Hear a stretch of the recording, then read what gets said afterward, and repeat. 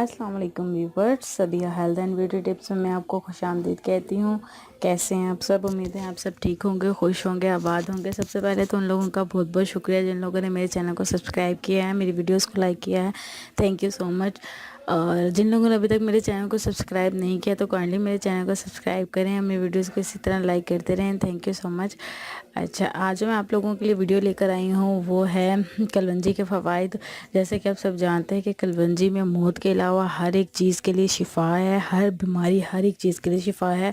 लेकिन कलवंजी खाने के लिए सबसे पहले आपकी नीयत का होना बहुत ज़रूरी है। नीयत जितनी आप साफ़ रखेंगे और जिस नीयत के साथ आप खाएंगे, आप यकीन करें कि आपको वो बीमारी, वो मर्ज़, वो परेशानी वो दूर हो जाएगी।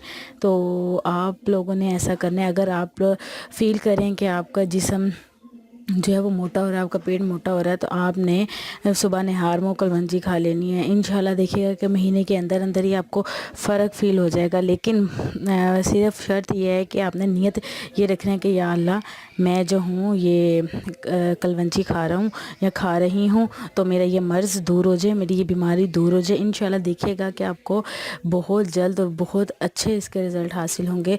और जिन ख़वातीन के चेहरे पे दाने होते हैं, दानों के लिए भी बहुत मुफीद है।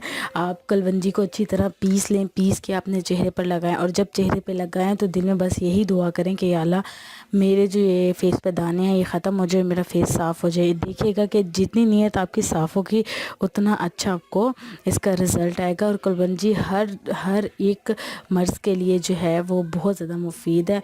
तो आप ज़रूर कलवंजी का इस्तेमाल करें अपने खाने में, अपनी हर चीज़ में।